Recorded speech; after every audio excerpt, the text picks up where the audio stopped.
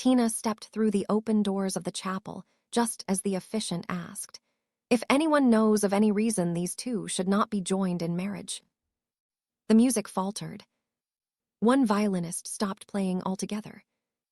Every face turned toward the entrance. Her cousin Emily's bouquet slipped slightly in her hands. "Tina," Emily whispered. The name spread through the room like a shockwave. "No," someone gasped from the second row. "She can't be."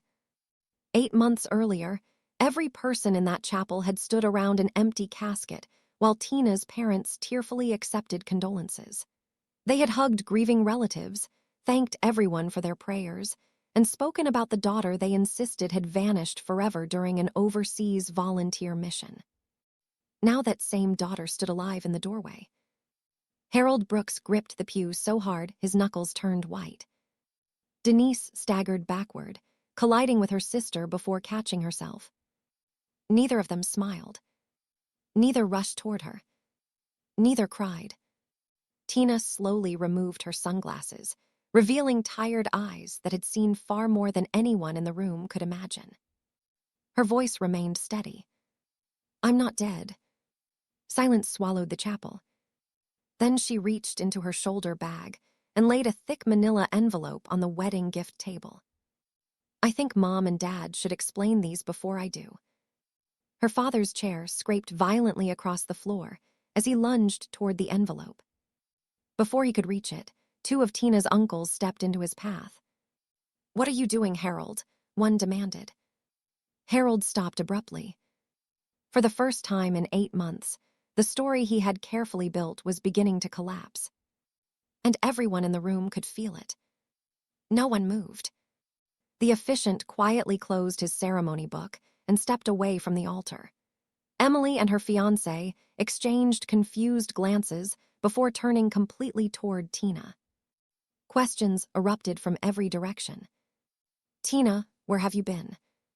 How are you alive? Why didn't anyone hear from you? What happened?" The chapel filled with overlapping voices until Tina gently raised one hand. "Please." The room slowly quieted. She looked first at her cousin. "Emily, I'm so sorry. I never wanted this to happen on your wedding day." Emily shook her head, tears already forming. "You're here, that's all I care about." Tina gave her a grateful nod before turning toward the rows of stunned relatives. "I know what you've all been told." She paused, looking at the framed memorial photo someone had quietly placed beside the guest book as a tribute to absent loved ones. The picture was hers. It had been taken 3 years earlier during a family vacation. Seeing it displayed at a wedding, after attending her own memorial in absentia, sent a quiet ache through her chest. "You were told my boat capsized during an international disaster relief mission," she said, "that I disappeared without a trace." Several relatives nodded. That part was true. She took a slow breath. "Our transport struck submerged debris during a severe storm. I survived, but I lost everything. My passport, my phone, every form of identification I carried." The room remained silent. "I was rescued by local fishermen hours later, unconscious and badly injured." She glanced down briefly before continuing. "The hospital admitted me as an unidentified patient because they had no way to confirm who I was." An elderly aunt covered her mouth. "Oh, sweetheart. For weeks, I couldn't contact anyone. When I finally could, international paperwork, embassy verification, and transportation delays kept pushing my return farther away." She smiled sadly. "But every single day, I believed my parents were looking for me." Her eyes drifted toward Harold and Denise. "I imagined how relieved they'd be when I finally walked through my front door." Neither parent spoke. Neither looked at her. Instead, Harold stared at the unopened envelope. Tina continued quietly. "When I finally made it home." She stopped. Her voice caught for the first time. Nothing made sense. She pulled a worn leather wallet from her bag. This driver's license. She held it up. Was no longer valid. She produced another document. My bank accounts had been permanently closed. Another. My apartment lease had been terminated. People exchanged bewildered looks. And then I went to replace my identification. She swallowed. The clerk looked at me and said, "Ma'am, according to our records, you're deceased." A collective gasp swept across the chapel. I thought it was a mistake. She gave a hollow laugh. So I checked another office. Then another. And another. Everywhere she went, the answer remained the same. On paper, Tina Brooks no longer existed. She looked around the room, people she had known her entire life. My friends had attended my memorial. My coworkers had sent flowers. My neighbors believed I'd died. My own family had buried an empty casket. Tears streamed down Denise's sister's face. "You mean all this time?" Tina nodded slowly. "I stood outside my own grave before I came here." The confession settled over the chapel like a heavy blanket. I watched strangers place flowers on a headstone with my name carved into it. Nobody knew what to say. For several long seconds, only quiet sobs filled the room. Finally, Harold stepped forward. "We did exactly what the authorities advised," he said firmly. "Everyone here knows how devastated we were." Denise immediately nodded. "We followed every legal instruction. We believed our daughter was gone." Several relatives looked uncertain. It sounded reasonable. Painfully reasonable. Then Tina looked directly at her mother. "If you truly believed I was dead." Her voice remained calm.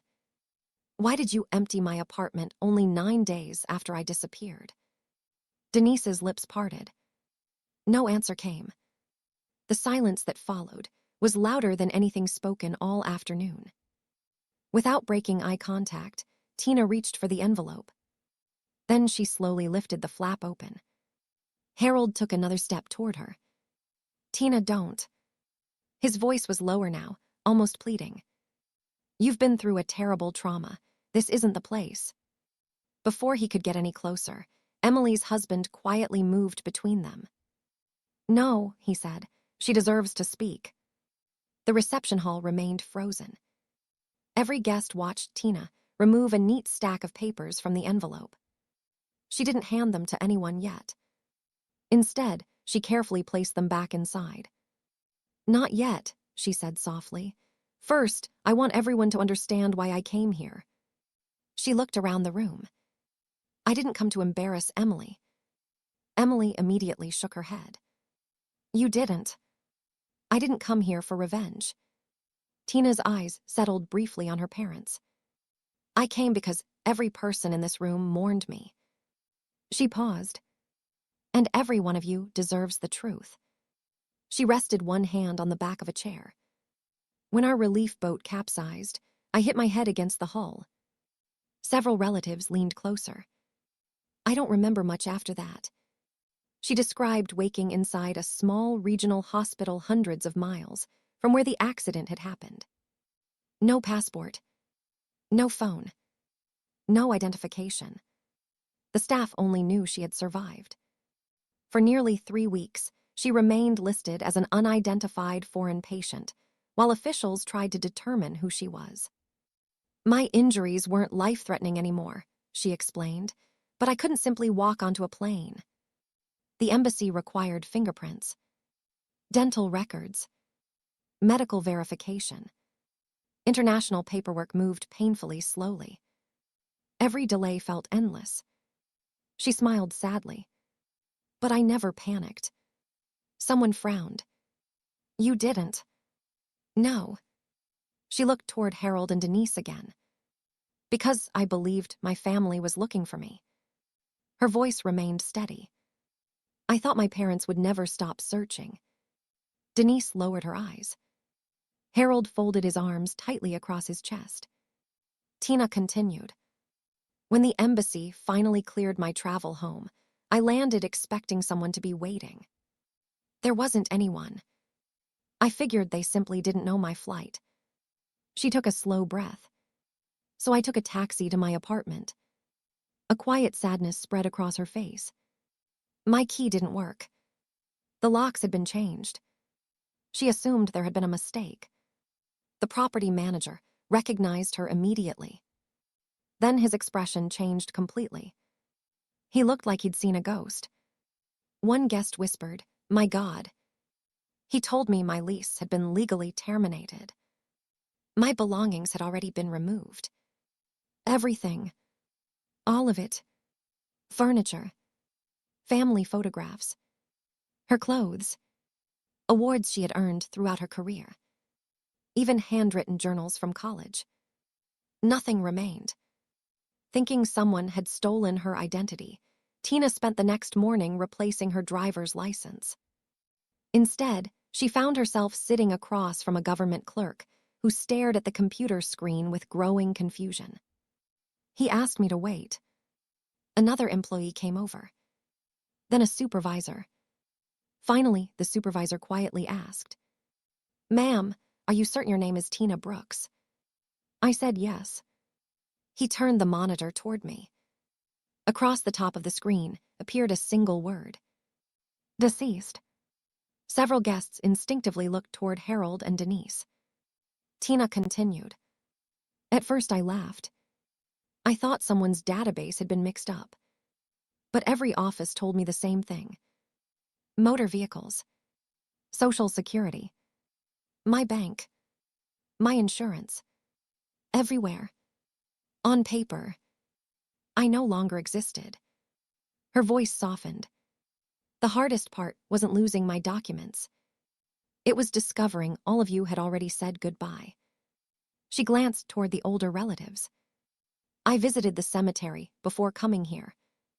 Tears welled in her eyes for the first time. There was a granite headstone. My name. My birthday. A death date. Fresh flowers rested in front of it. Someone had visited recently. I stood there wondering who had cried over an empty grave. Several relatives began openly weeping. Emily covered her mouth. Her grandmother quietly whispered a prayer. The emotional weight settled over the room. Harold finally broke the silence. We were told there was no hope. We followed every instruction we were given. Yes, Denise added quickly. Every legal step was explained to us. A few relatives nodded uncertainly. It sounded possible. Maybe even understandable. Tina looked directly at her mother. Her expression never changed. If you truly believed I was dead. She waited until Denise met her eyes. Why did you empty my apartment just 9 days after I disappeared? Denise's face lost all color. Her mouth opened. No words came. The silence was devastating. Without saying another word, Tina reached into the envelope again. This time, she pulled out the first certified document. The seal from the county probate court caught the light as Tina held the first document between her fingers. This, she said, is a certified copy of the petition filed to have me declared legally dead.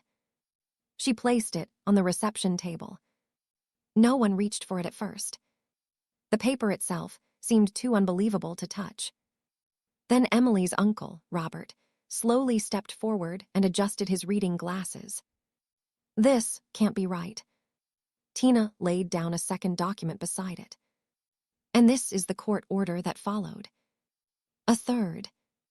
This records the transfer of funds from my personal accounts after my legal death. Then a fourth. The insurance payment. The whispers that had filled the room only moments earlier disappeared.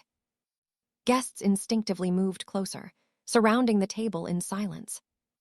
An older cousin, Melissa, looked back and forth between the paperwork and Harold. Is this real? Harold forced a laugh. Of course it's real. He pointed toward the documents. Those are legal records. Then he quickly added, but they don't prove we did anything wrong. Denise nodded eagerly. We followed what the attorneys told us. We signed what we were instructed to sign. We were grieving. Her voice trembled convincingly. Several relatives exchanged uncertain glances.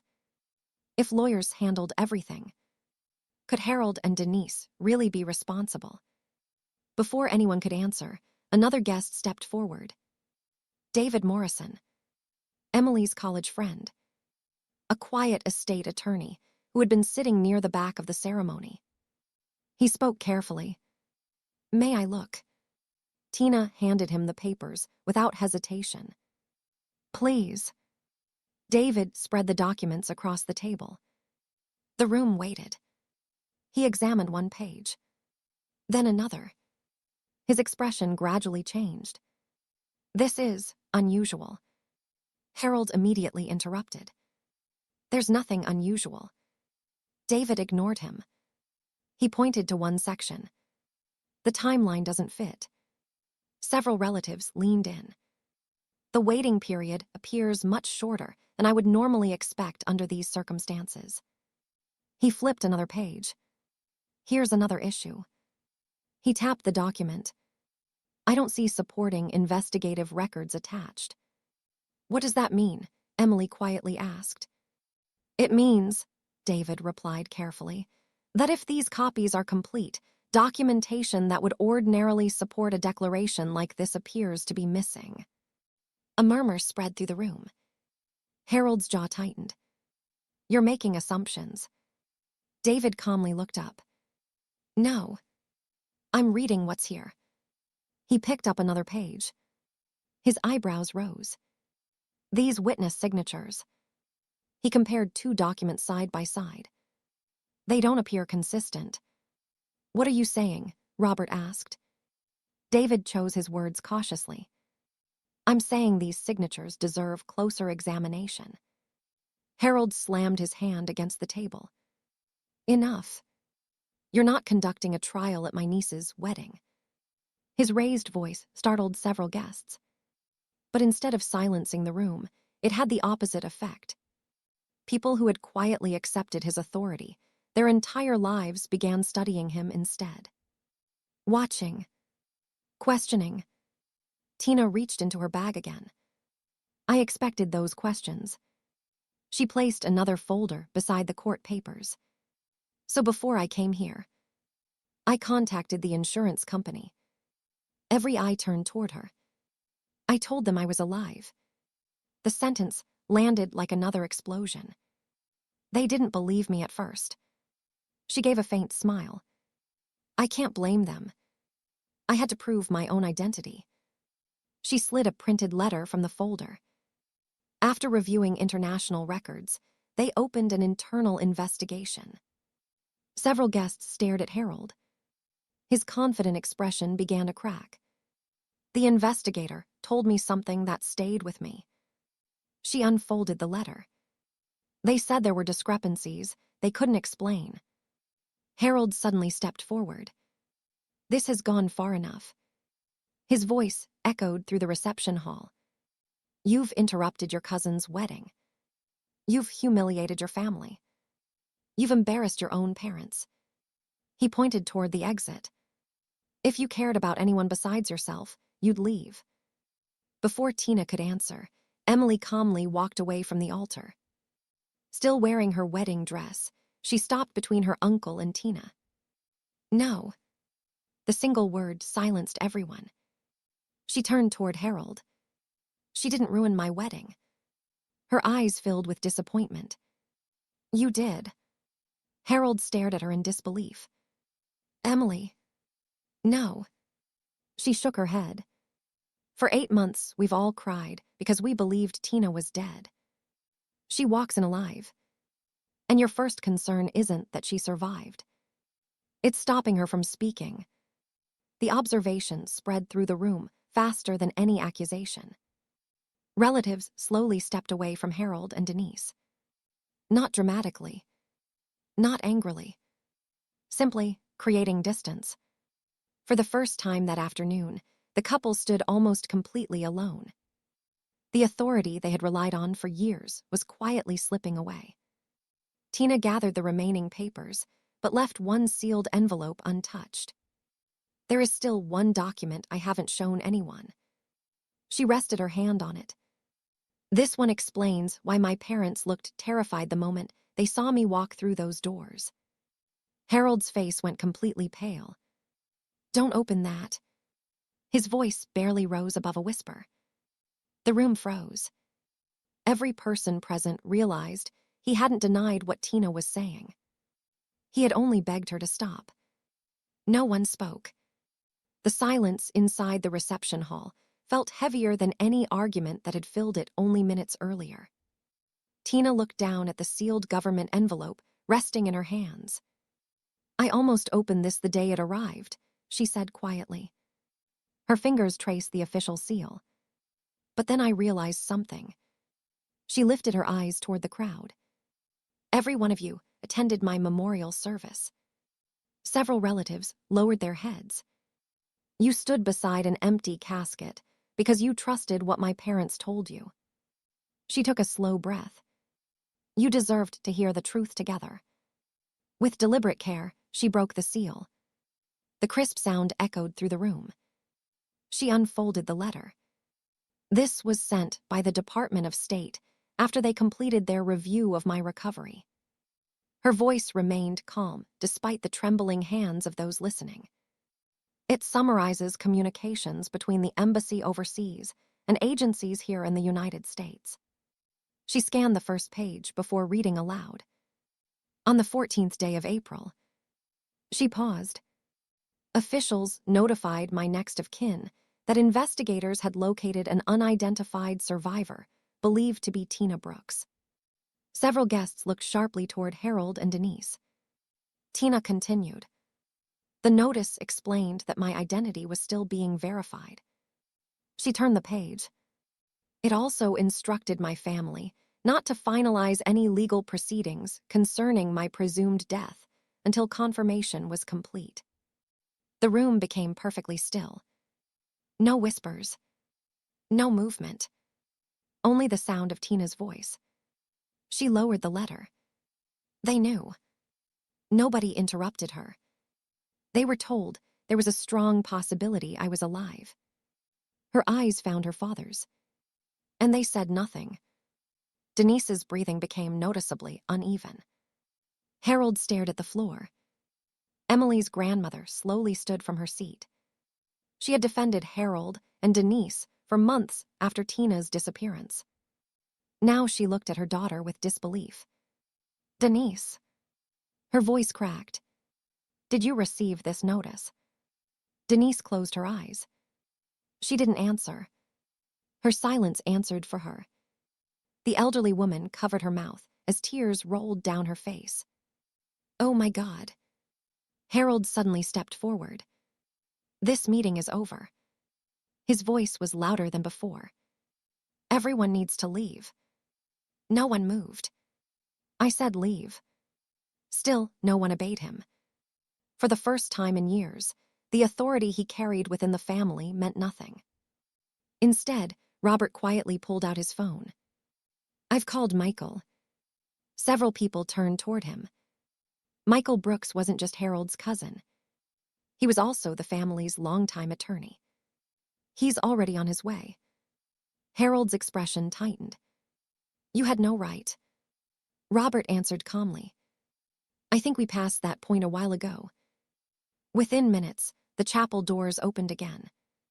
Michael entered carrying a leather briefcase, his expression serious after hearing only fragments over the phone. What happened? Emily gestured toward the documents spread across the reception table. You need to see these. Michael carefully examined the probate filings. Then the insurance records. Finally, Tina handed him the government letter. He read every page without speaking. The room waited. No one interrupted him. When he finished, he slowly removed his glasses. He looked directly at Harold. If I were you. He chose each word carefully. I would not say another word. The statement landed harder than a shout. Several relatives visibly recoiled. If the family's own attorney was advising silence, the situation was far more serious than anyone had imagined. The atmosphere changed instantly. Phones appeared throughout the room. Guests quietly photographed the certified documents lying on the reception table. Emily's brother emailed copies to himself. Robert photographed the government letter. David, the estate attorney, began making notes. No one was gathering evidence against Tina. They were preserving it. Harold reached toward the papers. Those belong to our family. Tina calmly gathered them first. No, they belong to the truth. Harold stopped. He knew grabbing them now would only make things worse. Emily stepped beside Tina. You're not standing here alone anymore. Tina looked at her cousin, grateful but exhausted. Thank you. Emily squeezed her hand.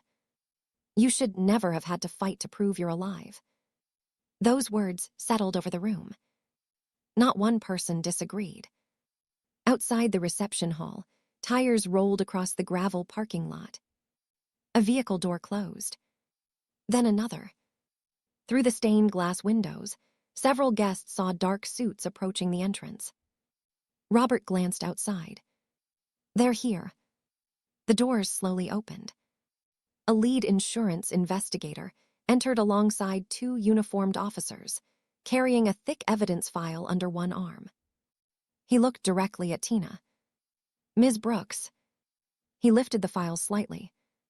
I believe this belongs in front of everyone.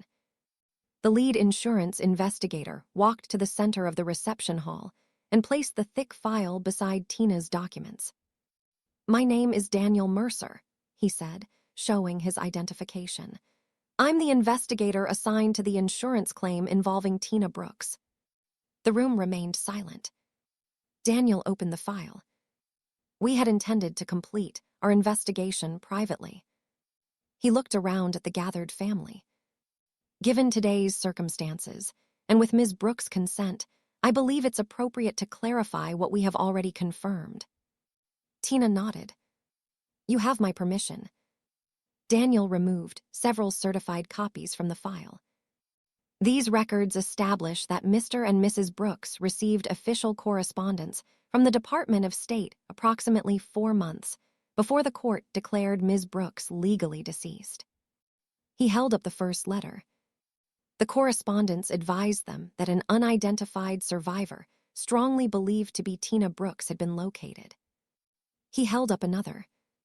This follow-up communication instructed them not to finalize any legal proceedings until identity verification was complete. He looked directly at Harold. Our investigation confirms both notices were successfully delivered. The room seemed to stop breathing. Harold remained motionless. Denise's shoulders slumped. Daniel continued. Neither notice was disclosed during the insurance claim. He laid another document on the table.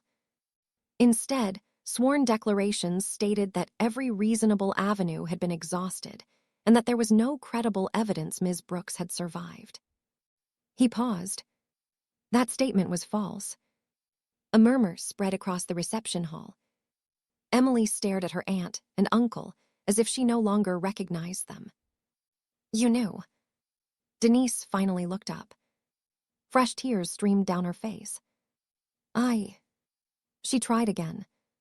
I thought. But the words refused to come. Harold stepped forward. She doesn't need to answer anything. Daniel calmly replied. She won't have to answer me today. He closed the file. She'll answer investigators under oath. The reality of those words settled over everyone. This was no longer a family disagreement. It was a criminal investigation. Daniel continued, reviewing the evidence. The life insurance proceeds had already been traced. The payout had been deposited into accounts controlled by Harold and Denise. Within weeks, portions of the money had been used to eliminate personal debts. Additional funds had been invested. Meanwhile, Tina's own accounts had been emptied through probate proceedings initiated after the legal declaration of death. Her apartment lease had been terminated. Her furniture had been sold.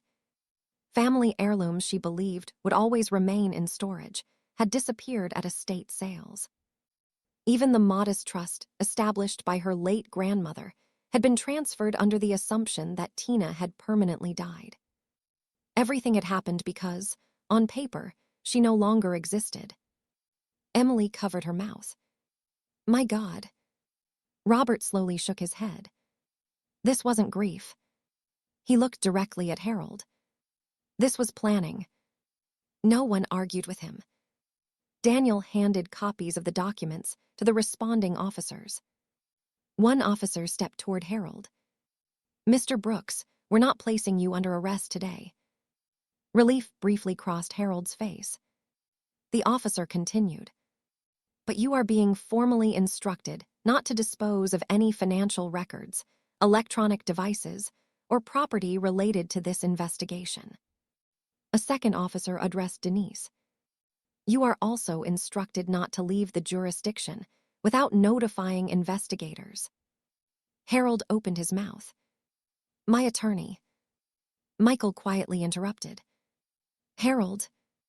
Harold looked at him hopefully. Michael sighed. You need to listen. Don't answer questions. Don't explain. And don't destroy anything. The advice sounded less like legal strategy and more like acceptance. Harold lowered his head. For the first time all afternoon, he had nothing left to say. Emily quietly walked over to Tina. Without saying a word, she wrapped her cousin in a long embrace. I thought I buried you. Tina closed her eyes. So did I. Emily laughed softly through tears. Well, she stepped back. I'd rather postpone my wedding than lose you twice. The guests chuckled gently. The tension that had consumed the room finally loosened. Emily turned toward everyone. We're finishing the ceremony. She smiled at Tina. But not until my cousin has a seat in the front row. Several relatives immediately began rearranging chairs.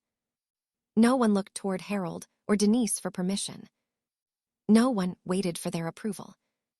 The family's center of trust had shifted. Not through shouting. Not through revenge. Through truth. Over the following months, the legal process unfolded exactly as the evidence suggested. The court vacated Tina's legal death declaration. Her identity was fully restored. New identification documents were issued. Her financial accounts were reopened. The probate orders transferring her assets were reversed. Property that could be recovered was returned. Assets that had already been sold became part of restitution proceedings. The insurance company recovered the fraudulent payout through court action. Investigators filed charges related to insurance fraud, forgery, and false statements submitted during the legal process. The corrupt acquaintance who had helped accelerate portions of the paperwork was also identified during the investigation. One by one, every shortcut taken to erase Tina's existence became evidence. Harold and Denise lost far more than money. Relatives stopped inviting them to birthdays. Holiday dinners became noticeably quieter without them. Family members who had once defended every decision they made could no longer ignore what the documents had proven. Their reputation, carefully built over decades, disappeared because of choices they had knowingly made. Tina chose a different path. She cooperated fully with investigators, but refused to let bitterness define the rest of her life. She returned to emergency management, using her own experience to advocate for stronger safeguards protecting missing persons whose identities become vulnerable during international disasters. She spoke at conferences about documentation failures, legal protections, and the importance of verifying information before declaring someone deceased. Every lecture ended with the same reminder. A missing person isn't a closed chapter. Until the truth is known, they deserve every chance to come home. 1 year later, the family gathered again. This time, there was no empty chair in Tina's honor. No memorial photograph. No whispered condolences. Only Tina herself, laughing with cousins she had almost lost forever. A few weeks later, Cemetery workers quietly removed the granite headstone bearing her name. The plot remained empty, exactly as it should. Tina watched from a respectful distance. She didn't feel anger. She didn't feel triumph. Only peace. She turned away from the cemetery without looking back. Her parents had erased her name to profit from her death. But the day she walked into her cousin's wedding, the lie they built began to die instead.